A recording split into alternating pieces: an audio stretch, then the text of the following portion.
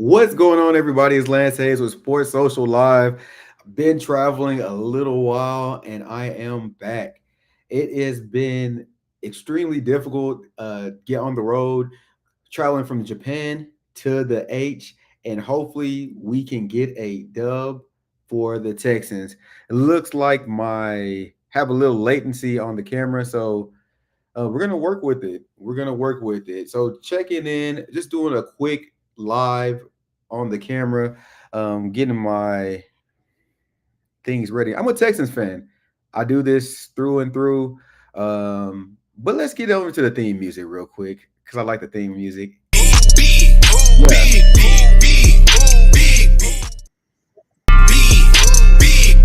and we are having technical difficulties. So, one thing I want to talk about the Texans is we are in a unique place when it comes to the league and what's going on with the Texans. As you see, the Texans lost to the Jets in a kind of a sad loss. We are in a weird place, a weird state as far as the Jets are concerned. The Texans suffered a brutal loss to the Jets. It was just a demoralizing loss. They couldn't score in the second half, and it just raised serious concerns about the potential of the team and how they're able to respond, especially in the second half. You have to ask questions. Are the Texans pretenders? Are the Texans pretenders? I have to say it again. People calling them fraudulent, people calling them fake. But are they contenders or pretenders? Can they fix the glaring weaknesses? I mean, these issues are glaring. The O line issue has been discussed time and time again on this channel and multiple channels and across national media. So, how do the Texans respond to that? And then you have to break down the state of the Texans, and that's what I plan to do as we go ahead into this bye week, just to talk about the current state of the Texans, what I like, what I don't like. We'll do a little bit of throwbacks because I think a lot of Texans fans came on in the 2010s, which was easy to be a Texan fan in the 2010s. But for us, original Texans fan, I want to talk about what we like and what we don't like. Let's talk about everything about the Texans. I like the Texans. I love what they're doing, but we have to talk about it. And real fans have to stand up. I don't like these new fans that came around after the Sean Watson. I want to talk to the real Texans fans and what we can do to do better and what we're doing right now that you do like. I also want to talk about Bobby Slowick. It's tough for me to watch Bobby Slowick with all that he has and the ability of the Miko on the other side of the ball. It's tough for me to just see Bobby Slowick suck it up on offense. I mean, he can do so much better, and some of the things are elementary. To like, why would you do that as an offensive coordinator, a highly touted offensive coordinator in the NFL? It looks like these guys get thrust into these positions and they're this genius mind, but they're not true developers of the offense. And I think that's kind of what we're getting to Bobby Slowick. He does have the ability to snap back and be better, but we're going to talk about Bobby Slowick a little bit and what we like and what we don't like about Slowick. We're also going to get into offensive line. You know, we're going to have to talk about the offensive line. Bobby Slowick, going to go down and talk about CJ Stroud, just how can he survive the rest of the season. Then we're going to talk about the Texans defense and will they be able to just kind of carry the load of the team. It's going to be a lot of weight on the Texans defensive shoulders. Can they do it? Having Ward out there, getting Azeez Al-Shire back out there, Toa back out there active. Can the Texans really shoulder the weight of this team against the Detroit Lions, a two-headed running back monster? They're a solid team, man. Detroit is hitting on all cylinders, and you just have to respect what they're doing up there. So can the Texans be that team that just comes out and makes it just good for the Texans? So let's get into it. Let's get into it. The Texans offensive line, they're a disaster. The Texans offensive line is a complete and utter disgrace to offensive line football. If you are a big guy that played offensive line in Little League, you know some of the basic fundamental rules of football. And that's clear. The Texans offensive line has clearly been subpar and trash. I think they're ranked last in one or two categories on PFF if you follow PFF. How do you say that you are an NFL team, AFC contender, if you're playing at that low of a level. The Texans offensive line has to do better, especially in the pass blocking game. Their performance against the Jets was completely demoralizing. Their performance against the Bills and Vikings, it just left you just kind of like, what the hell? CJ Stroud has had to run for his life above 40% of the time, all close to 50% of the time, he is running from his life. You just have to think that this line has to be improved.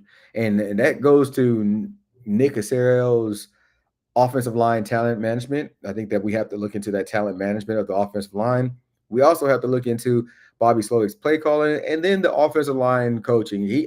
I'm surprised the offensive line coach still has a job, but it's hard to when you just don't have the talent. At that point, it's kind of on coaching and putting the people in the right position to make the plays. And that leans on Bobby Slowick's head. So I don't want to panic too much on the offensive line talent. We know Kenyon Green is not good. He is completely terrible. How do you have a PFF of 20 in a game? It is terrible. But all those things concerned, even when he came out the game, Bobby Slowick was not able to call a play for the personnel. And that's what we have to do. We have Titus Howard on the team. He's getting paid. Shaq Mason, he's there. He's a veteran. He's getting paid. Juice Scruggs there. Blake Fisher's out there.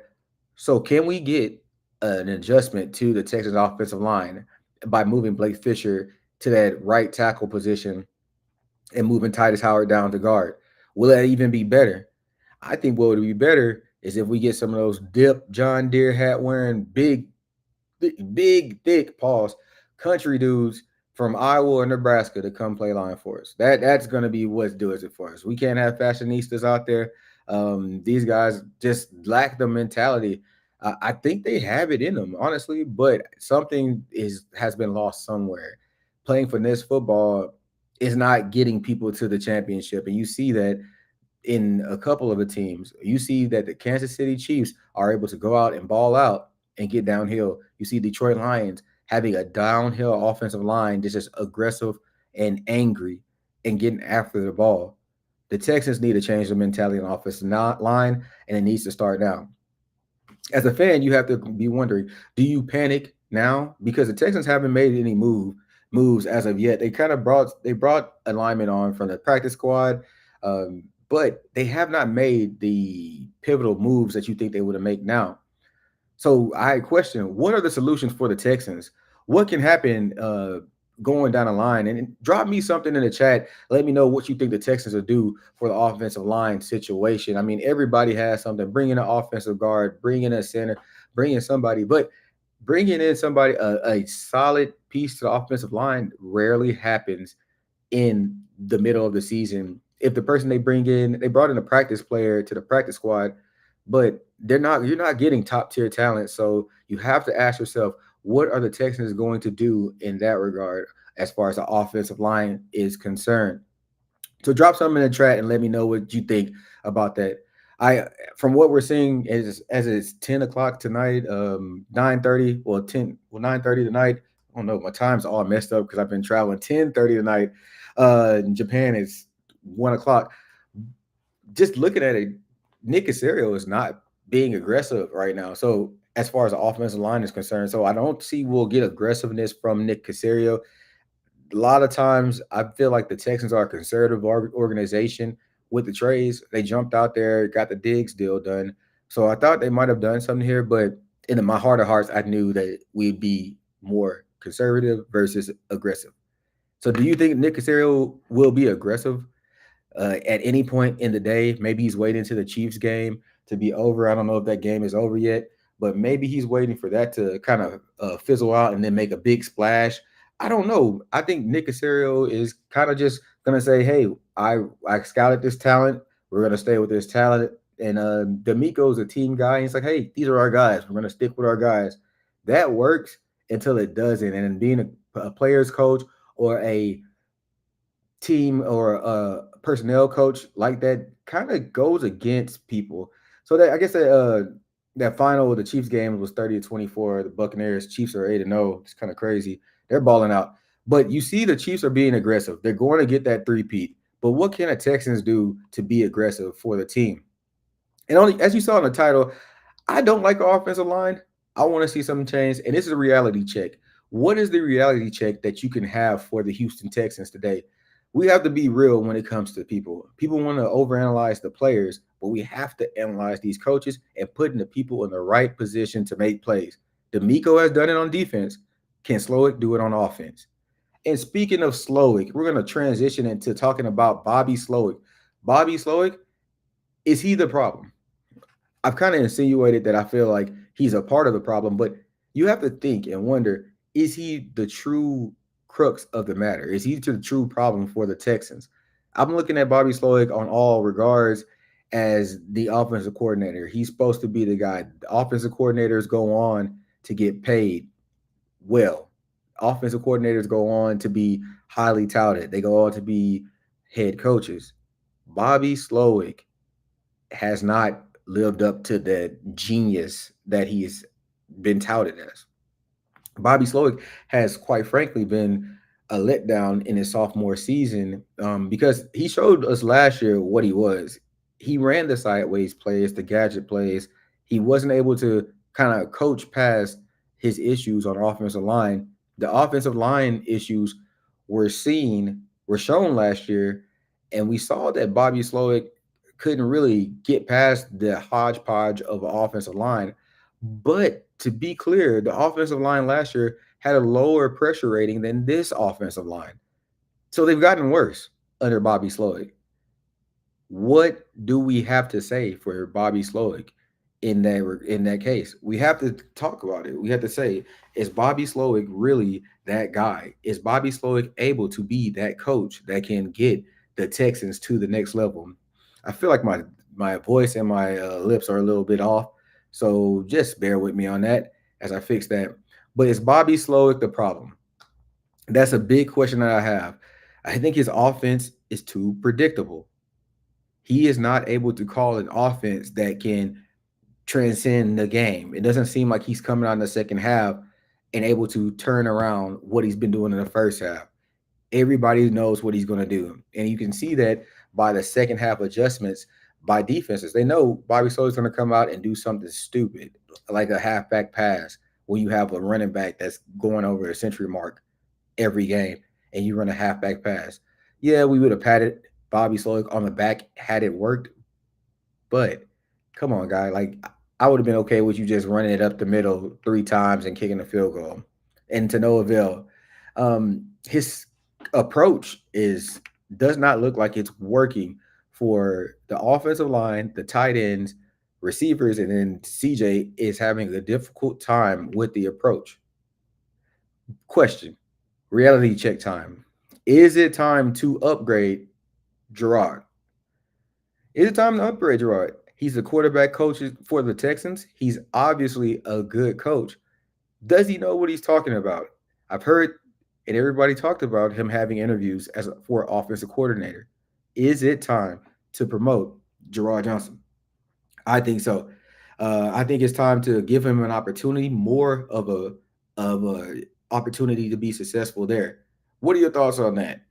I think I think we have to criticize Bobby Slowick, and we can't be soft on him because offensive coordinators get so much acclaim, so they get thrust into these positions, and a lot of times these geniuses don't pan out. The few prevail, but a lot of times they don't pan out.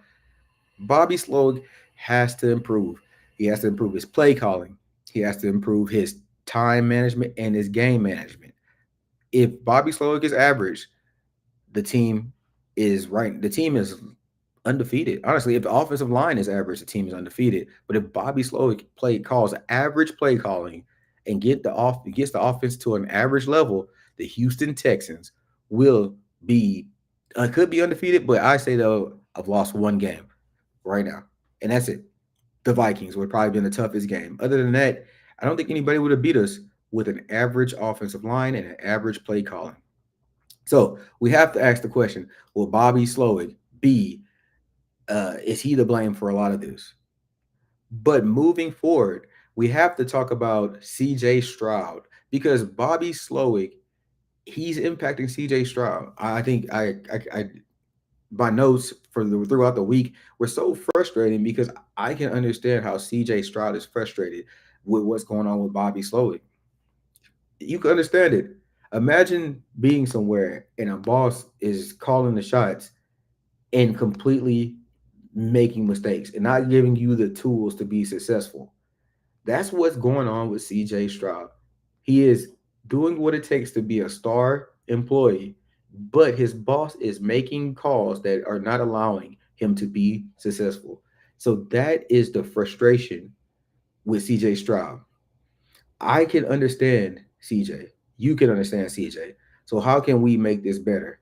CJ has shown flashes of talent and greatness, but you cannot be great without the tools to be successful. Yes, you can make a play here or there, but if you don't have the tools to be great, you can not do it. Like, yeah, you can shoot something 400 yards away with a decent rifle, but imagine if you had the A1 super rifle with incredible sights, a double scope, laser, night vision, NVGs. You could hit what you want from far away. You had, and imagine if you had a guide there to your right, a spotter to spot you. All the tools around CJ on offense, especially the offensive line, they're just not there. So if the offensive line isn't addressed, he will struggle. He will struggle. And do we blame CJ or do we blame Slovic? And I think the blame is placed on Slovic.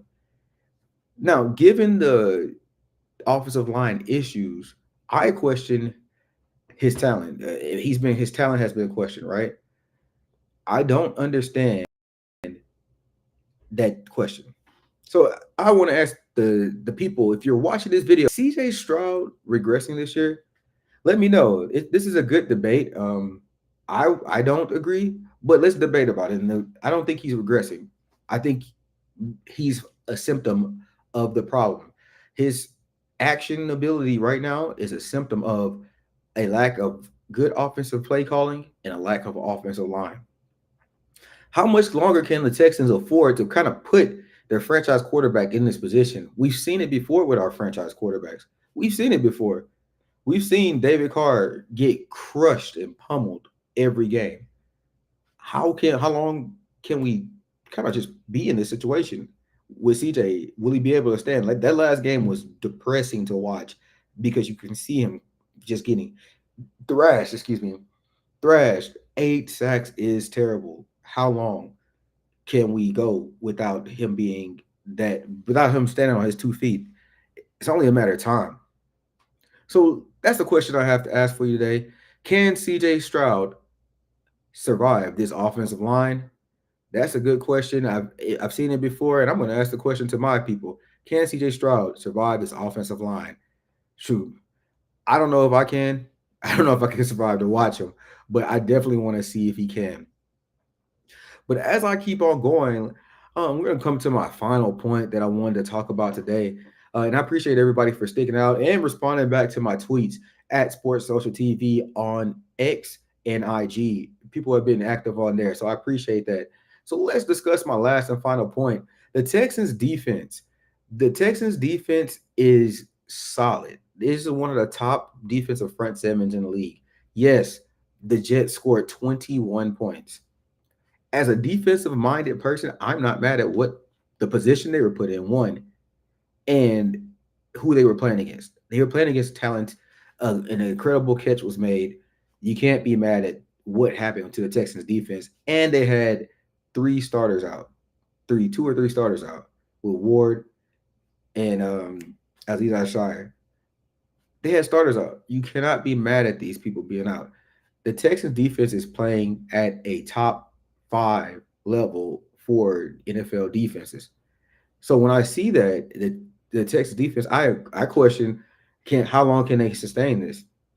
You saw when the offense is not going, defenses get worn down. Everybody knows that the defense gets worn down. Since they are the strength of this team, can they continue to overcompensate for the shortcomings of the offense? That is something to watch. Can the Texans defense continue to overcome the shortcomings of this piss poor offense, especially in the second half when you've been running, you're tired, going laterally, and then the Texas linebackers have to get underneath often when Petrie's out of the picture. They are doing a lot, but can they carry the load for the Texans? It remains to be seen. Against the Lions, we are up against a. It's going to be tough. I don't see how they can do it without any type of offensive ability. The Texans have to make something happen, and the defense is the only thing that's good for the Texans right now. Defense and special teams at times. So can they carry the load? And you got a couple of questions with this. Is it realistic to expect the defense to win the games all the time? It's not. It's not. It's not realistic. The defense to hold somebody to 21 points is okay. I can get it. I can dig it. If you can hold a team to 21 points, um, you can't be mad at it. And then one, if you play, yes, they had the run that was the fumble before the goal line, the touchback, but they played a good, solid game. I mean, they're playing with backup linebackers, and they still kept them in range.